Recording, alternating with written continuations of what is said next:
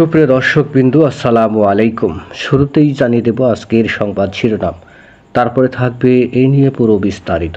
এবার ইসরায়েল ও যুক্তরাষ্ট্রের ঘুম হারাম করে দিল ইরানের অপারেশন ট্রু প্রমিস। কি বলছে বিশ্লেষকরা, জানাবো পুরো বিস্তারিত।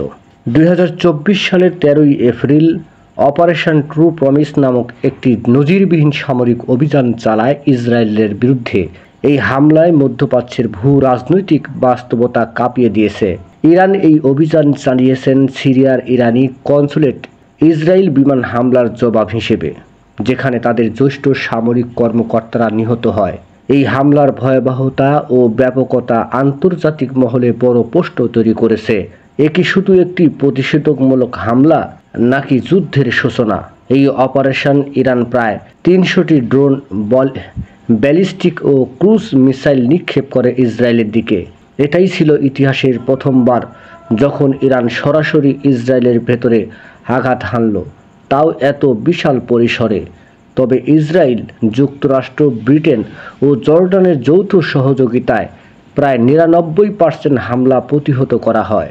যদিও ক্ষয়ক্ষতি বা সীমিত, তবে এই অপারেশন ছিল মনস্তাত্ত্বিক ও কৌশলগতভাবে অত্যন্ত ভয়াবহ।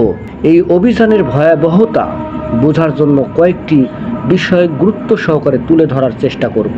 প্রথমত, প্রযুক্তির ব্যবহারের নতুন মাত্রা। ইরানে ড্রোন ও মিসাইলের যুগল ব্যবহারে নিজেদের সামরিক সক্ষমতা প্রদর্শন করেছে।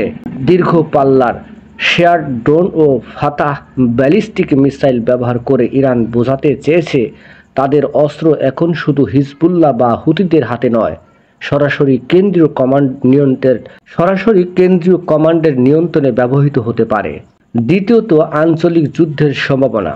ইসরায়েলের প্রতিক্রিয়ায় যদি বড় ধরনের প্রতিশোধ আসে, তবে হিজবুল্লাহ, হুতি এবং অন্যান্য ইরানপন্থী গোষ্ঠী সক্রিয় হয়ে উঠতে পারে। এতে করে সম্পূর্ণ মধ্যপ্রাচ্য জুড়ে যুদ্ধ ছড়িয়ে পড়ার সম্ভাবনাও থাকে। তৃতীয়ত, মানসিক ধাক্কা ও বার্তা। যদিও ক্ষয়ক্ষতি কম, ইরান আসলে মিসাইল ও পশ্চিমাদের জানিয়ে দিয়েছে যে তারা সরাসরি জবাব দিতে প্রস্তুত। এটি পশ্চিমা মিত্রদের জন্য আরও কঠোর হুঁশিয়ারি। চতুর্থত, নিরাপত্তা ব্যবস্থার চ্যালেঞ্জ। ইসরায়েলের আয়রন ডোম ও অ্যারো সিস্টেম অনেক সফল হলেও একযোগে এত বিশাল সংখ্যক আক্রমণ ঠেকানো ভবিষ্যতে কঠিন হয়ে যেতে পারে, বিশেষ করে যদি হিজবুল্লাহ ও অন্যান্য গোষ্ঠী একসঙ্গে হামলা চালায়।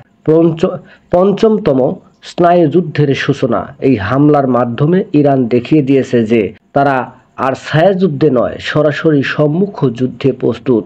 ফলে এই অঞ্চলে নতুন এক স্নায়ুযুদ্ধের সূচনা হয়েছে, যেখানে যুক্তরাষ্ট্র, ইসরায়েল, ইরান ও তাদের মিত্রদের ভূমিকা স্থির করবে যুদ্ধের গতি। অপারেশন ট্রু প্রমিস একটি সামরিক হামলার চেয়েও বেশি, এটি ছিল এক রাজনৈতিক ও মনস্তাত্ত্বিক বার্তা।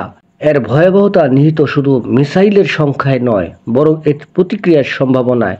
এ ধরনের সংঘাত বিশ্ব রাজনীতির দীর্ঘস্থায়ী প্রভাব ফেলতে পারে, একটি বৃহত্তর যুদ্ধের আশঙ্কাকে বাস্তবের দিকে ঠেলে দিচ্ছে। নিউজটি সম্পূর্ণ দেখার জন্য সবাইকে ধন্যবাদ। বাংলা নিউজের পরবর্তী আপডেট পেতে আমাদের চ্যানেলটি সাবস্ক্রাইব করুন। নিউজটি ভালো লাগলে অবশ্যই লাইক, কমেন্ট, শেয়ার করে অন্যকে দেখার সুযোগ করে দিন। ধন্যবাদ।